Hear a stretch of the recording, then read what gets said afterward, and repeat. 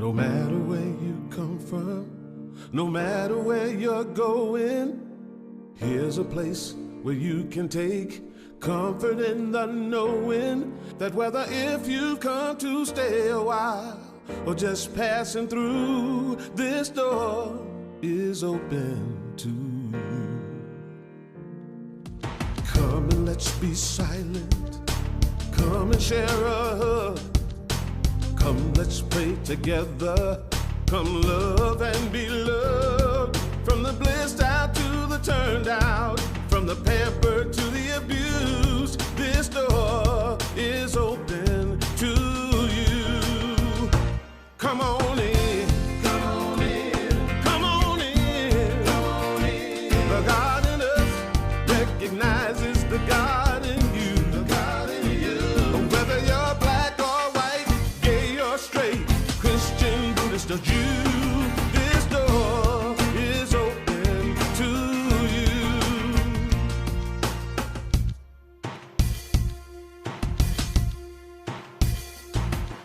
If there's some kind of trouble or pain you're going through, know that you are not alone and someone cares for you. As an individualization of divine point of view, this door is open to you. Oh, this door is open. This door right here, this door is open to you. Is open for you. This door is open to you. This door is open. I'm talking about this door. This door is open. I said this door is open to you. Come on in. Come on in. Come on in. Come on in. The God in us. Good morning. This door is open for you. We always like to begin joining together with our live streamers, and we so appreciate having some of you here in the building where we create this experience and energy together in connection with those that are joining us. So would you just turn for a moment, wave at our cameras, and we just give thanks for Shane and Acela in the back, and for all of you that are joining virtually today, that we are joining together in consciousness in the spirit of the truth of who we are as an expression of all that is. My name is Darlene Strickland. I'm the senior minister here. And we always like to begin with an opening prayer. So I'm going to invite you to just turn your awareness within as we close our eyes. We enter into that place that's been referred to by so many names, the kingdom of heaven, the kingdom of God, whatever you call it. It is a shifting of perception, of awareness. It is a tuning to our capacity to connect beyond our physicality. Today we open in spirit and in truth to presence, what it means to really understand presence, what it means to touch and be touched by presence, and what it means to be a living embodiment of this presence. Today we open to this experience and give thanks for all that is to be received and all that is to flow forth in the giving. And for this we're truly grateful. Thank you, God. And so it is. Amen. Well, as we say in the South, happy fall, y'all. Pumpkin season. Another thing about fall, next Sunday will be the first Sunday in October, and we are going to 10:30. We put out a survey a while back and asked people to vote 10 o'clock, 10:30, or 11. And the votes were pretty much split between 10 and 11, so you know what that means, 10:30. So starting next Sunday, we'll adapt to the little bit cooler weather, and we'll have our one service here in person at 10:30. The live streaming will go out at 10:30 as well. If you are here in the building, I'll remind you to send your cell phone into the silence. We'd greatly appreciate if you'd turn that off. We also want to acknowledge Sunday school. We have Sunday school on the patio. We'll continue to do that until it gets a little bit colder, and then we'll bring our children inside. But I've seen some outside already. And so if there are any children, you're welcome to go out for Sunday school on the patio or to stay in here. We've got some Sunday school and a kit packages for you. I'm going to ask each and every one of you to stand for just a moment and to extend that namaste blessing to one another, to welcome each and every one of you. And to once again, just to wave to our live streamers and to thank each and every one of you for being here. And as you're being seated, I'm going to ask someone else to stand as I get to welcome the amazing Peggy Ratusz. How many of you, this is your first time hearing Peggy? Is it anybody's first time? Well, you are in for a treat. Peggy is, she's often singing in the area. She sings beyond the area, but she's an amazing singer, songwriter. She's a teacher of voice. She's a writer. What I love about Peggy, and you'll hear it in her voice, the fullness of life comes out. She just shines. Would you please welcome Peggy Ratusz with our Unity Band. Thank you, Darlene. Thank you.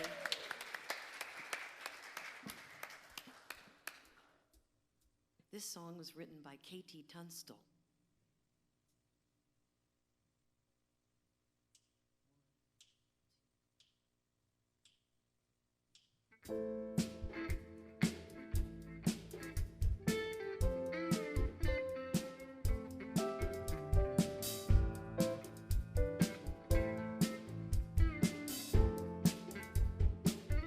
I'm growing like a seed.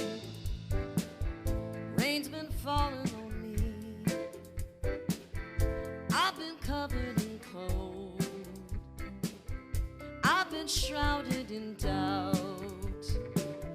My heart is on a wire, sitting pretty like a bird, but the hunter is out,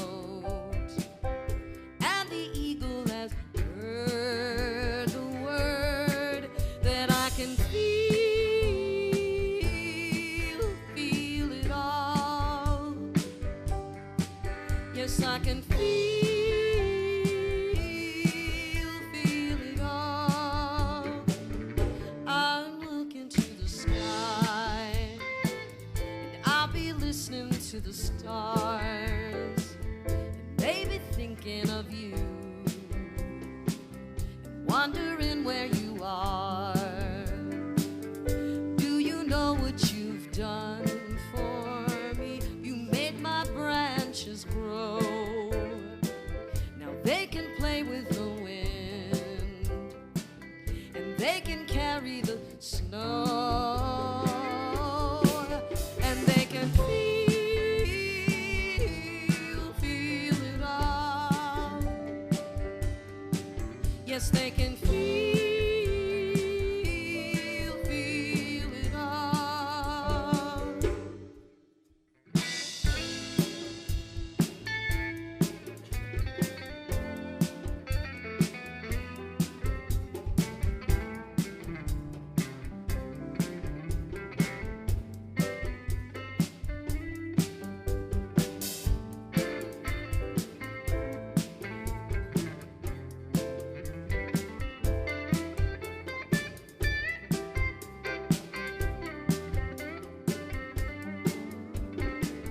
So take what you want and leave what you don't need.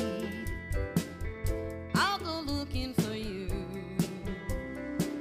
You keep your eye out for me, 'cause our heart is on a wire, sitting pretty like a bird, but the hunter is hunting, and the eagle is us,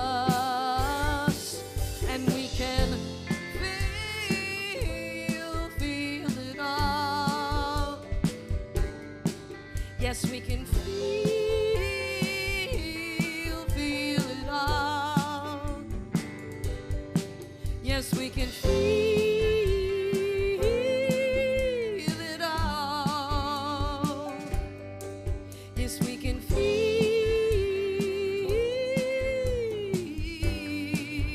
it all. Feel it all. Feel it all.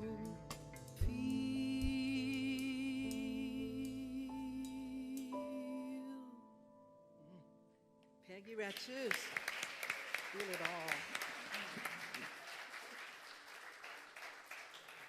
Today we're going to be talking about into presence, where you can feel it all, experience it all, remember it all.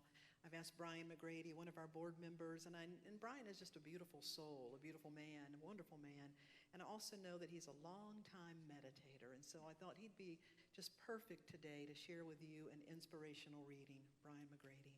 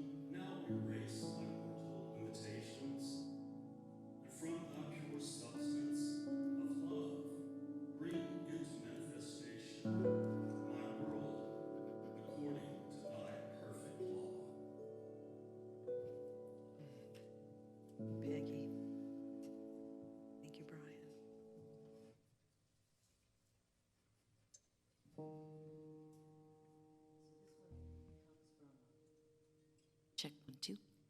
This one comes from Percy Sledge. It's called Walking in the Sun.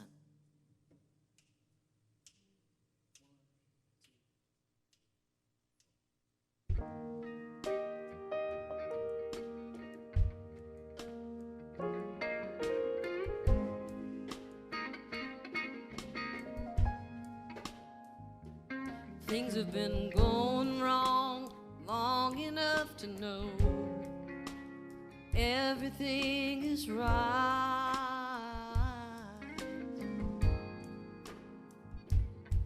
I've been walking in the dark long enough to know I've finally seen the light. I've been losing long enough to know when I finally won.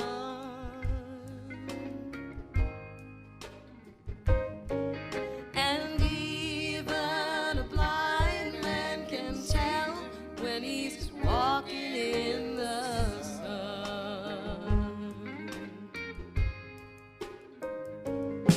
Well, I've cried enough tears to know this feeling called a smile.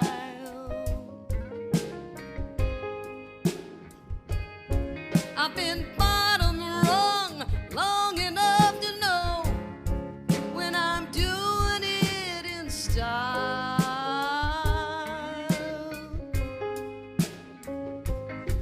I've been running long enough to know there's no more need to run.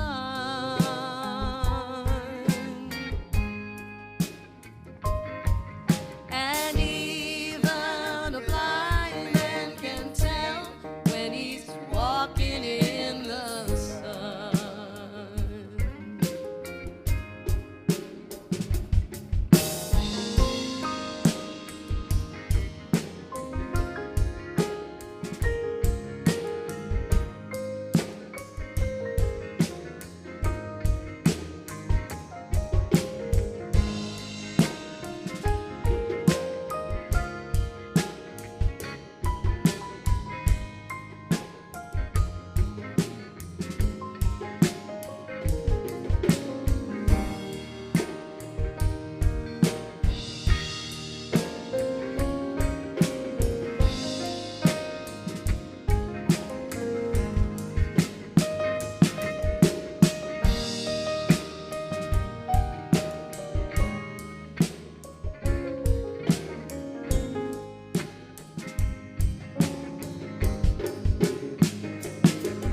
Oh, the wind is at my back, and I'm sailing on a ship that's overdue.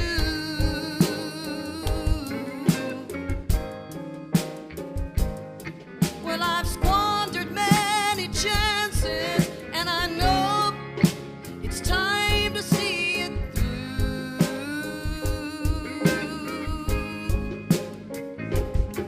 Well, I've seen enough bad times to know good times have begun.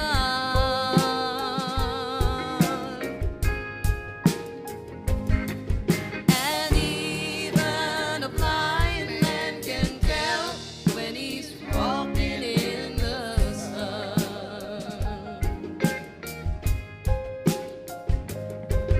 And even a blind man can tell when he's walking in the sun.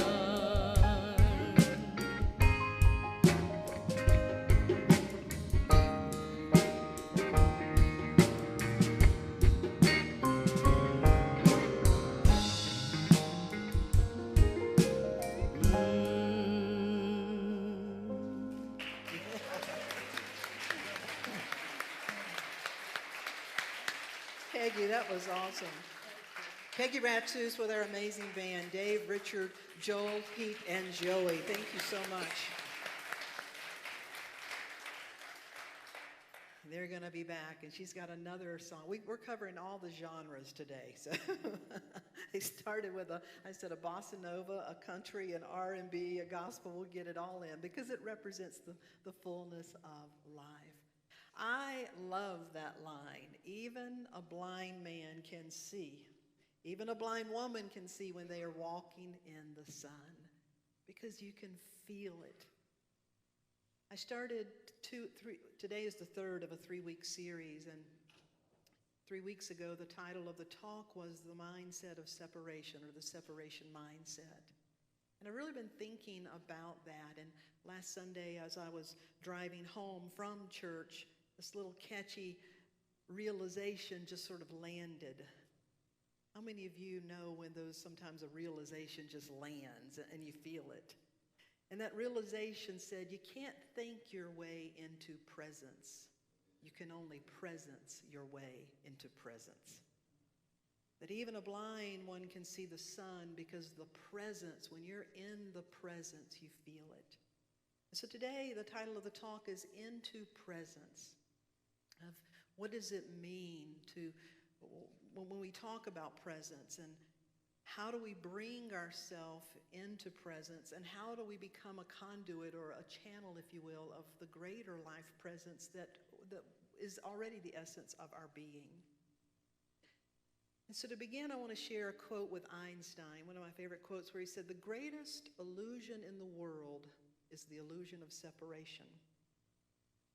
You know, it seems at times that the very point of human life, perhaps, is to integrate the paradox. Life is a paradox. To integrate the paradox of separation and oneness. To integrate the paradox of being separate and always being connection. The paradox of being form, physicality, with the paradox of being an animated spirit. That it's not an either or, it's a both and.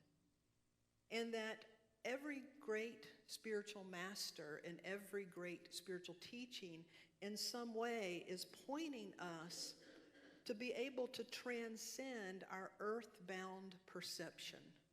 How many of you know that at times your perception gets really small and narrow and earthbound? We all know what that feels like. And how many of you have had those glimpses when it's like the boundaries of your being just become much more thin, and you truly can feel yourself as a part of all that is? And anytime that happens, there's always love is present, the presence of love. When we talk about, transcending this earthbound perception and integrating the paradox of I'm an individual and yet I'm a part of all that is, the master teacher Jesus said it this way in his language at his time: the Father and I are one. The way that I would say that is the Creator and I are one. The essence of all that is and I are one. He was saying to each and every one of us, as a matter of fact, one of his final prayers was, please let them know.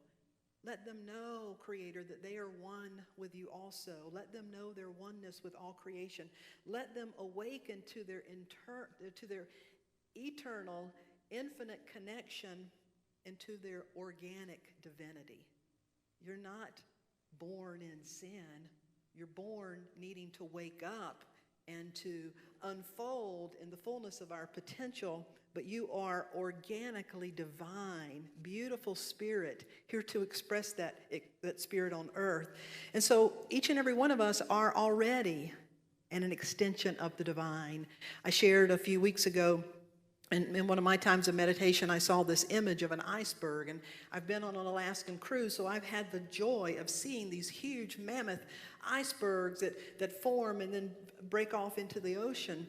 And you see the tip of the iceberg, but what I learned was the tip represents usually only about 10%, that there's so much more below the surface.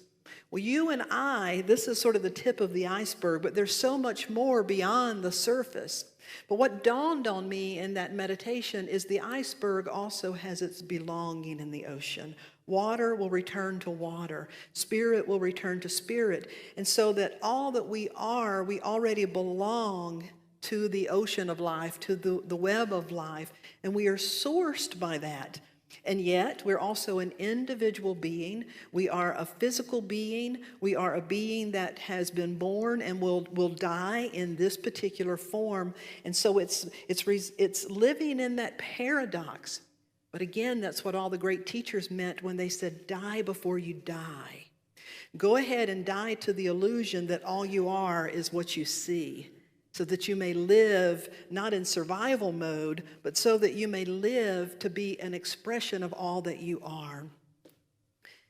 Now, how many of you would agree that in our world right now there's a huge deficit of connection? I have to wonder if that's part of what COVID is about, is we've really experienced being segregated and isolated and covered up to kind of highlight the other ways, perhaps, that we are suffering terribly from a deficit of connection. I read recently of a man, there's been on airlines, there's been a lot of people acting out and breaking out, but this one was funny. It caught my attention. True story. A man was stopped at the airport. In the screening, he had a Kentucky Fried Chicken bag, and whatever you got to run it through and let it be screened. And they pulled his bag because something wasn't right about it. And what they found when they opened the bag is he was trying to smuggle his pet turtle on the airplane. And so he had brilliantly put his pet turtle between two buns and wrapped them in a KFC package and put it in that bag, but the turtle was not having that. and so he was questioned by security, and he said, "But we need each other." No. I had a little 3.5 Maltipoo. I had her as an emotional support dog so she could travel with me. And there were times I would say, "But we need each other." And we all know that feeling of, but we need each other. We do need each other. We need to feel connected. We like touchstones that remind us of our connection to one another. And that's what this is about. Whether you're gathering in person, whether you're gathering virtually, this is a touchstone to remember our sacred connection to one another, our sacred connection to all of creation, and all of that is founded on and only as strong as our sacred connection to the wholeness, the holiness of our being. Can you feel that we're really hungry to experience that level of connectedness so that we can integrate that paradox that sometimes feels like I'm alone, I'm separate, and yet how can I be, because I'm always connected. So to really live in the awareness of that presence, of that connection, when I think about how to, perhaps the best analogy for that, to me, it's a seed. That a seed is an idea, a divine idea, a packet of potentiality. It is an image. A few weeks ago, we were given by Renee, we all received an acorn. Because that acorn, and I shared with you, I have one of those on my personal altar because it's a perfect symbol of a packet of potentiality. It's a beautiful seed. They're falling all around now in different places. But it is a seed, and in that tiny little seed resides the intelligence and the potentiality for what? An oak tree, the mighty oak tree. All of creation, we are seeds. That's what the Son of God literally means. It means you're the seed. You are a chip off the original source block. You are a seed of the divine image and likeness. And so the imagery of a seed, the seed has that potential, but the conditions must be right for the potential to be realized. Amen? So what it takes being in the ground, and it takes the sun and the right conditions for it to be realized. And so I want to use that analogy of what really happens. Cat Williams often sings a song, and there's one line that says, you don't plant a seed in the ground and then go dig it up and see if it's growing. If you keep digging those seeds up, I've got tomatoes that are still yielding tomatoes this late in the season, but I planted them, and nature, God, creation, does its thing.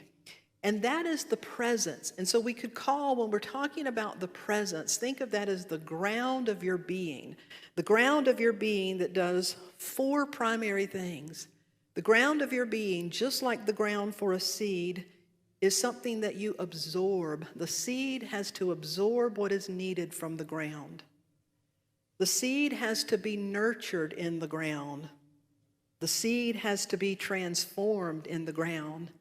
The Jewish Talmud said there's an angel over every blade of grass that whispers, grow, grow, grow. To grow is to transform. The nature of nature is to grow and evolve and transform. So the seed, we must absorb what we need. We must be nurtured. We must be transformed. And then finally, we must become our potential.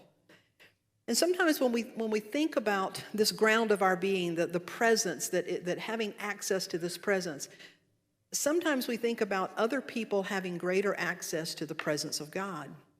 When I was in seminary, I had to do an internship and I say had because I should say I had the opportunity, but it was a great learning experience for me, but I had to train as a hospital chaplain. And what I realized that for some people believe you have a greater connection to God than they do. And when I found myself as a hospital chaplain, a lot of people believe that, and that made me very uncomfortable because I don't believe that. I, with everything in me, believe that all people have equal access to God. But you see, a lot of times, if I were to compare myself to Jesus or the Buddha or Mother Teresa or Kuan Yin or any of these, if I were to compare myself, or if we were to compare ourselves, we might be tempted to think, well, they had more presence, they had better seeds, they had more of God in them. What about this? It wasn't that they had any more. You see, the ground of our being is the same ground of all being. The presence that is available is equally available to all. The presence that is available is equally available to all. The difference is, how available are we to the presence? I believe the difference is for those individuals that were able to manifest their potential to show up as living expressions of God, that they were at a place in their life and they knew how to be more present to the presence. You see, Jesus was not a manufacturer of power or of presence. He was a conduit, a channel, a vessel. And what he did to all that would listen to him is he said, you too are a conduit, a channel, a vessel. You too are a child. You too are an extension of this one power and this one presence. The question is, how available are we to the presence? And so how do we absorb the essence that is already who we are? How do we be nurtured? How do we be transformed? And how do we become our potentiality? Let's talk about the first one, absorb our essence. Ram Dass says, from the moment we're born, we immediately begin our some-body training. We absorb the impressions of those around us who reflect to us their thoughts, their ideas. We absorb energetically everything we've ever felt. We absorb all these things. Let's do a test real quick. Plop, plop, fizz, fizz. Oh, what a... Sometimes you feel like a nut, sometimes you... I could reflect back to you that you are full of stuff. You're full of all kinds of stuff that you've absorbed. We don't even know sometimes how much we absorb. I did this one time and there was a person from Venezuela and they're like, what? What are they saying? We also absorb our culture. You absorb your family, your culture, what you grow up in. We're just these sponges. We've absorbed all of these stuff.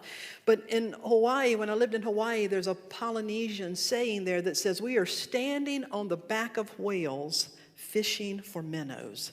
And what they meant by that is we are standing on the back of, we are standing on the shoulders of, we are standing on such power, such presence, absorbed in the search for small things.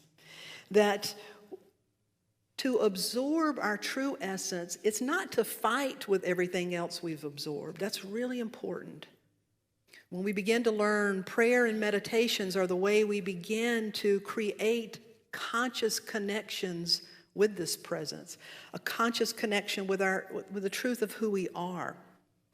And when you begin to pray and meditate, especially when you begin to meditate, you will notice that your mind has got a mind of its own, that it will drift, and rather than have you sit there and meditate, I literally was trying to meditate one time a few years ago, and I just had this overwhelming urge to go alphabetize my index cards. I hate doing stuff like that, but it's like you'd rather do anything than have to sit And just as the body naturally has sensations, just as the body naturally generates sensations, the mind naturally generates thoughts. And so you make friends with that. You realize, hey, I've absorbed all these things, but that's why Jesus said, shake the dust off your feet. That's why in the scriptures, frequently he would say he would go apart, come apart for a while, because I believe he had to get still and breathe. He had to get so still so that he could shake off all that he has absorbed, to notice, wow, what is sticking to me? What are all these sticky thoughts that I've got? As Brian beautifully read, Charles Fillmore, the co-founder of Unity, his wife experienced a profound healing. She was dying with tuberculosis in the 1980s, and she believed that she would die, but then she heard a realization that said, you're a child of God, you inherit the life of God. And she began to work with that, and over a period of 18 months, she was completely healed. She went on to live another 40 years. Now, her husband had witnessed that and said she had made contact with some kind of intelligence. She has made contact with something that has changed not only the way she thinks, but has changed the literal woman that I know her to be. And so he himself began to sit every night. There's pictures of him in a rocking chair in front of a fireplace. He would sit for an hour every night with the intention of making conscious contact, not efforting, but becoming available. That whatever I've absorbed, all these beliefs, I want to find my way beyond those into the stillness. I want to reconnect with pure presence. And he would later write, I am now in the presence of pure being. I'm immersed in the Holy Spirit of life and love and wisdom. I acknowledge thy presence and thy power. Oh, blessed Spirit, and that blessed Spirit is my spirit. In this divine wisdom, erase all that I've absorbed. Clear out. The psalmist David said, create in me a clean heart. Charles Fillmore said, erase my mortal limitations. I may say, just create space. Let me clear out everything that's cluttering me, everything that is making me stand on the back of a whale and yet caught up fishing for small things. Help me clear that out. Thy pure substance of love, bring into manifestation my world according to thy perfect law. You see, Charles Fillmore was acknowledging his true whereabouts. He was making time to absorb his true essence. Paul said the same thing when he said, I no longer live, not I, because he had cleared out all that he had absorbed. He'd moved beyond the somebody training to connect with pure presence. So the first is to absorb our essence. Just like a plant, absorb. And from there we begin to be nurtured. I have a brand new little niece. Her name is Aurora. She's a beautiful baby. She's this perfect divine idea.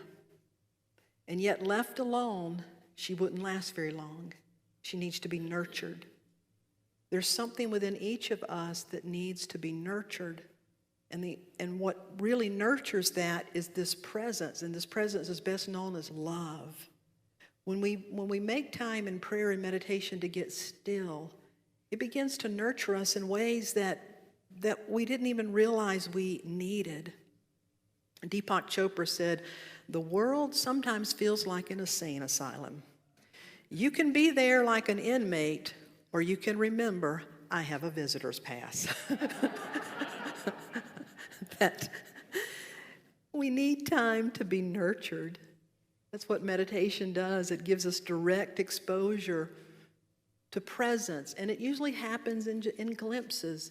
But those glimpses, those realizations, it's like the Wizard of Oz. Once you've seen behind the curtain, once you've seen behind the veil, you will not be seduced by that illusion again.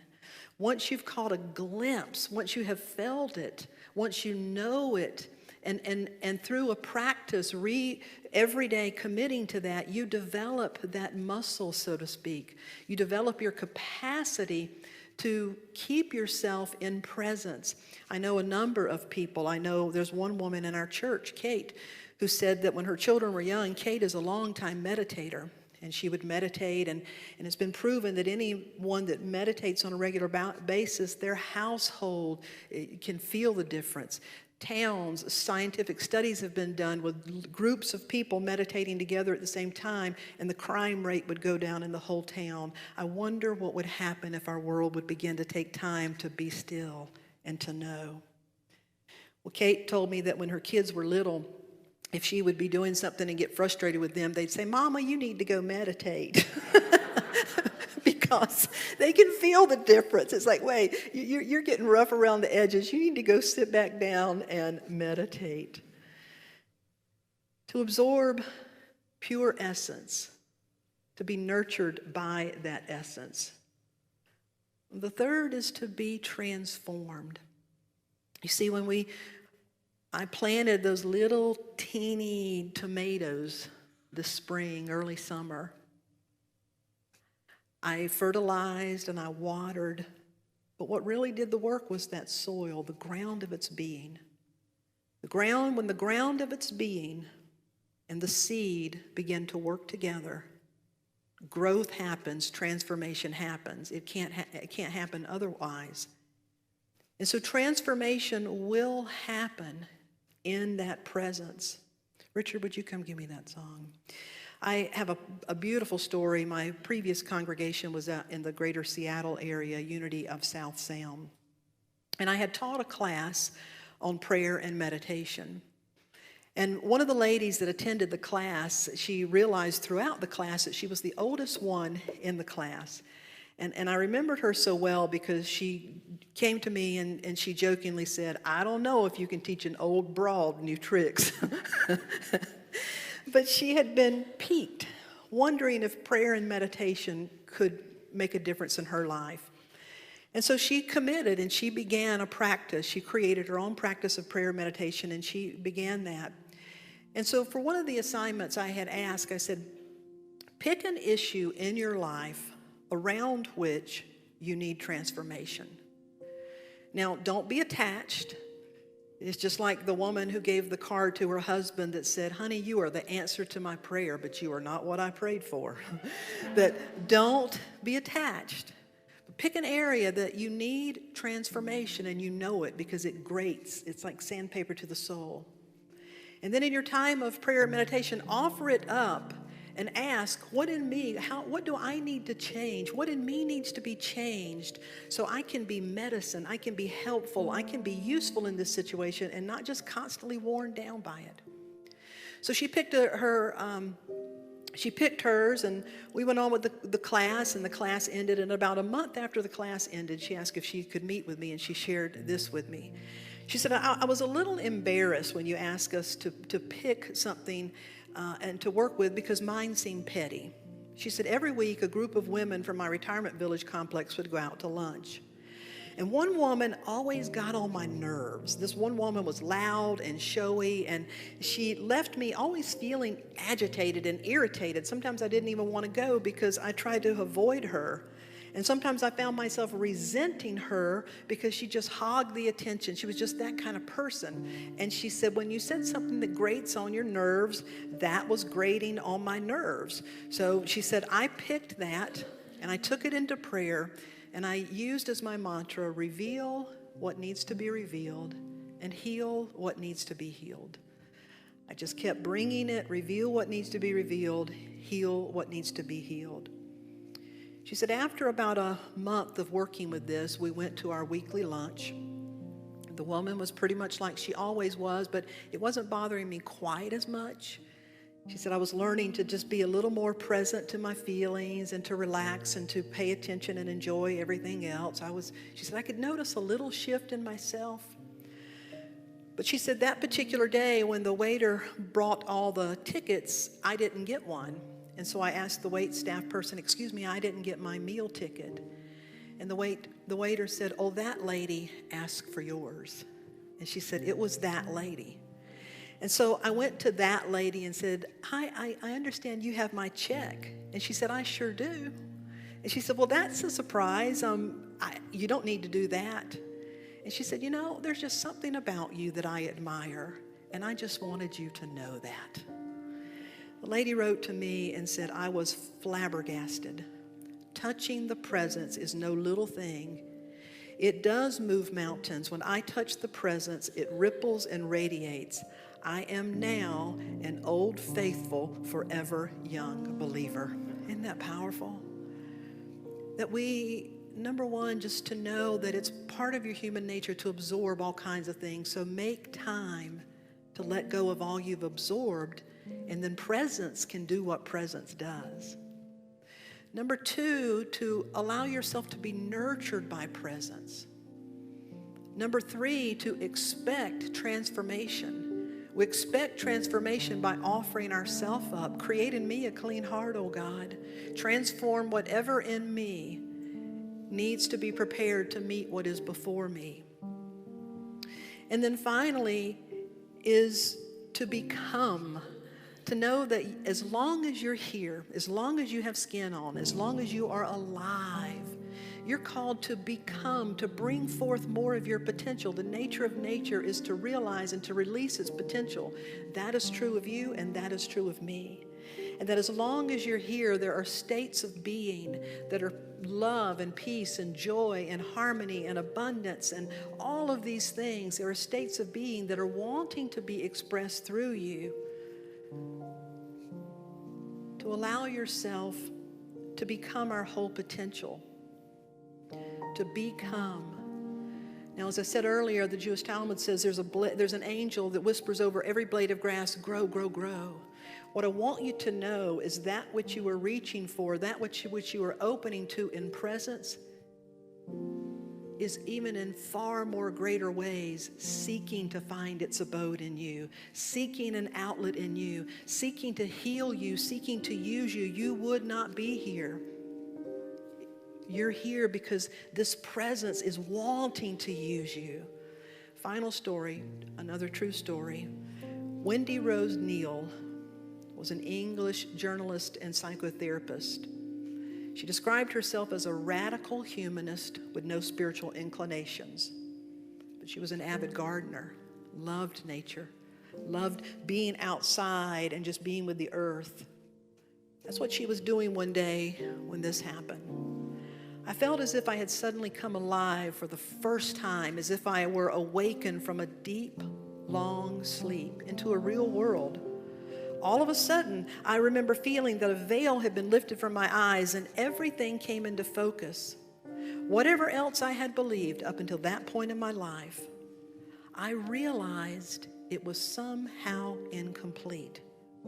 I realized that I was surrounded by this presence and incredible energy that was both living and non-living, physical and non-physical, that everything was inextricably bound and animating with a kind of consciousness that my words can't describe.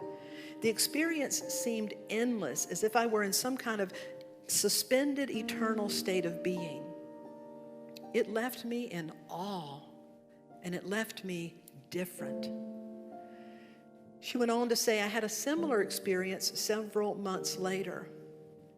The two experiences felt as if they were revelations, and I had inexplicably turned or tuned into some mysterious vibration of which I had previously been unaware. It completely changed my life. It has brought a profound sense of wonder. It has brought a sense of not only believing I'm connected, but a palpable felt sense of knowing I'm inextricably connected. He said, it's my heart's desire that every person should be able to experience that presence that is all that we are, and yet calling us to be so much more.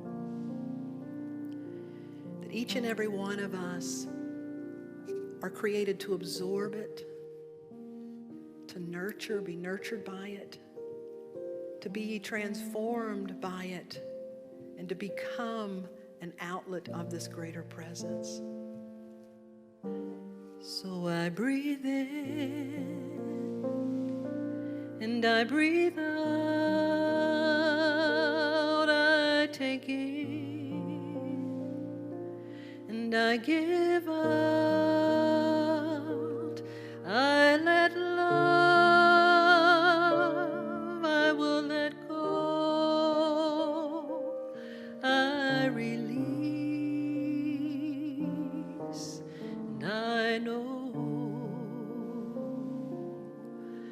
invite you to close your eyes. And as you close your eyes, to allow your shoulders to drop a little more. And with the next breath, allow your shoulders to drop even a little bit more. There you go.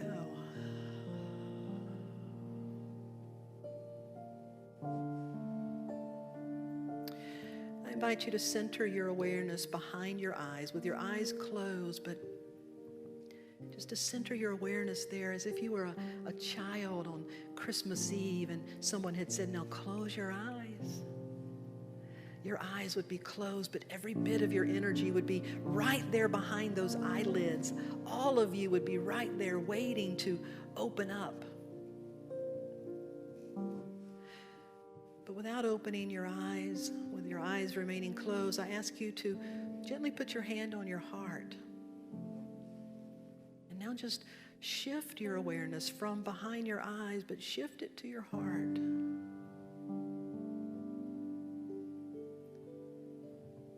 With your hand on your heart, you can feel your heartbeat.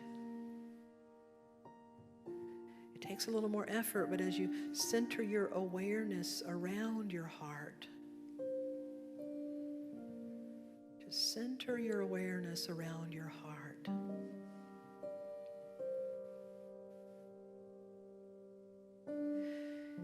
You have the capacity through your awareness to direct your energy, to direct your attention.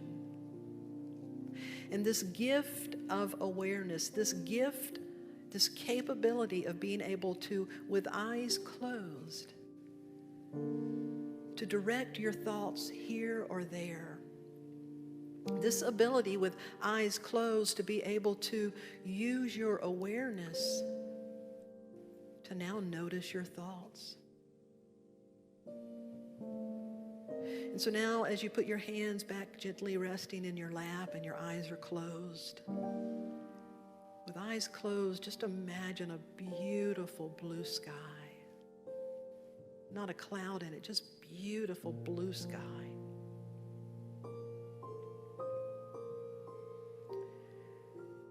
You can cultivate moments to sit. Use your awareness in that spaciousness of a pure blue sky. And probably in a matter of seconds, a thought will drift by just like a cloud. And with your awareness, you just simply take a breath and say, ah, thought. And you immediately turn to the presence of the sky.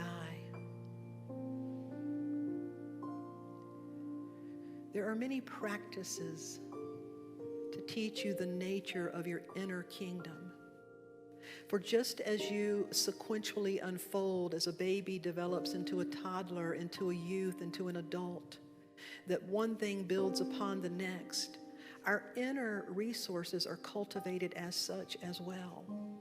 As you begin to cultivate spaciousness, as you begin to cultivate awareness of your capacity to be aware, you begin to extract your essence from your experience. You begin to extract your pure presence. You begin to extract and reclaim and remember the deepest reality of your being. You begin to extract that from anything that has clouded it or entangled it or got absorbed up in it. And you remember that it's not an either or, it's a both and, but you can now do this from a place of greater presence. Now I can be present to the clouds in my life. Now I can be present to whatever is before me. But I'm no longer entangled. For here and now, I am that I am. And this presence heals and nurtures and transforms. It is not done by efforting, it is done by making myself available, which is a work unto itself. To keep myself available. To have a beginner's mind, to die daily. So I breathe in and I breathe out, and I take in and I give out, and I let love, and I let go, and I release. And I know no need to push, no need to try, no need to worry or question why. Can you surrender? Will you let go? Just release. In presence, you'll know. So I breathe in and I breathe out, and I take in and I give out, and I let love, and I let go. I will release, and I can know. I invite you to gently open your eyes. Wiggle your fingers. Put your hand on your heart and say thank you. You've been with me, and you can whisper the years. You've been with me 59 years. Touch your kid. Say thank you, kidneys. Thank you for doing your thing. Thank you, hands and feet, and this divine bundle of intelligence. Thank you. So I breathe in and I breathe out, and I take in and I give out, and I let love, I let go, I release, and I know.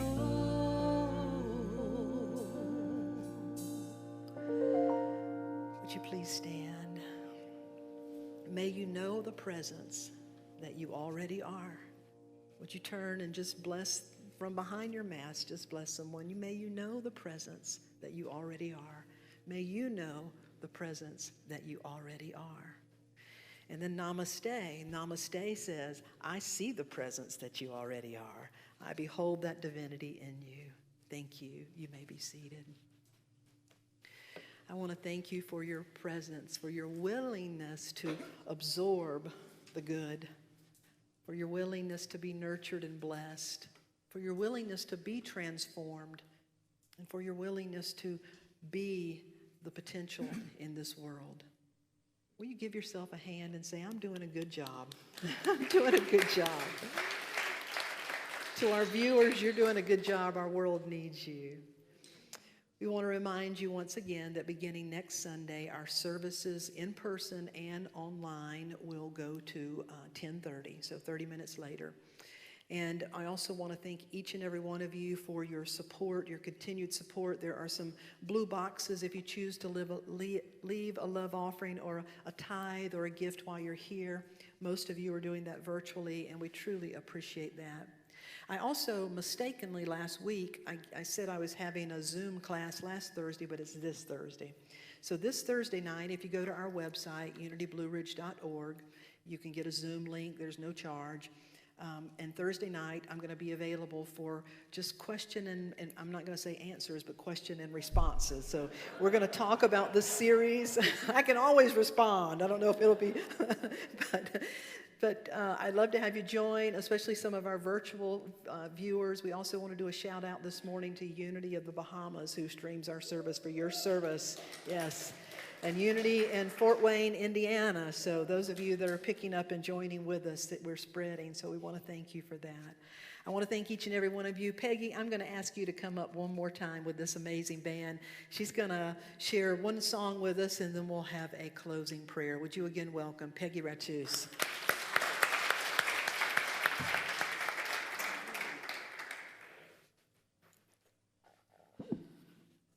This one was written by Eric Bibb.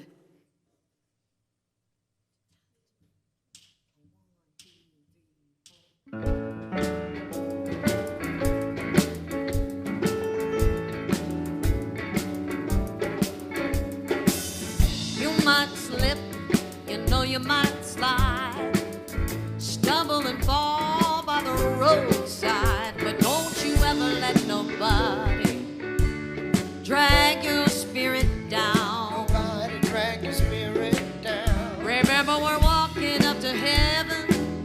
Don't let nobody turn you around. Well, walk with the rich, walk with the poor. Learn from everyone, that's what life is for. But don't you ever let nobody drag your spirit down. Don't let nobody drag your spirit down. Remember, we're walking up to heaven. Don't let nobody turn you around. Well, some say yes, some say no. Some people wait to see which way the wind's gonna blow. But don't you ever let nobody drag your spirit down. Don't nobody drag your spirit down. Remember, we're walking up to heaven. Don't let nobody turn you around.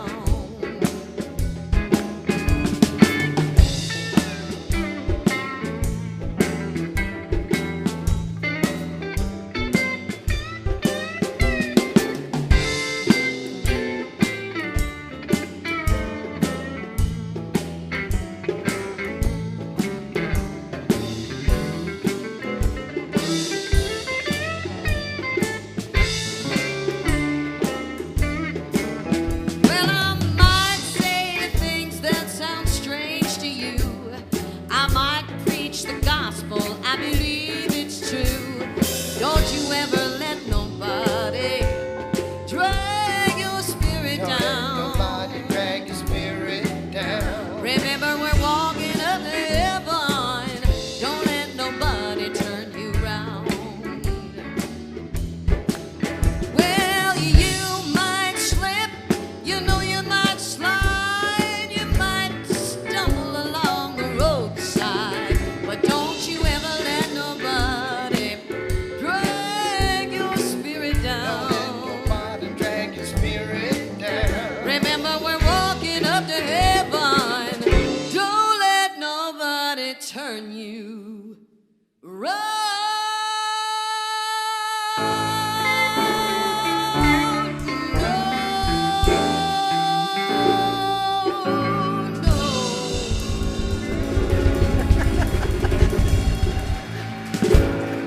Thank you so much, everybody. God bless you. Thank you. Whoa. Thank you, Darlene. Peggy, thank you. Stay right here, Peggy. Peggy, stay right here. We're going to get you to do that again. Don't ever let nobody drag your spirit down. That's what I tried to say in 30 minutes. She just sang it in 4. So together we know the light of God surrounds us. The love of God enfolds us. The power of God protects us. And the presence of God watches over us. Wherever we are, God is, and all is well. May you go in peace and know that you are blessed and that you are a blessing. Have a beautiful day. They're going to sing everybody out. Will you sing it again? Sure.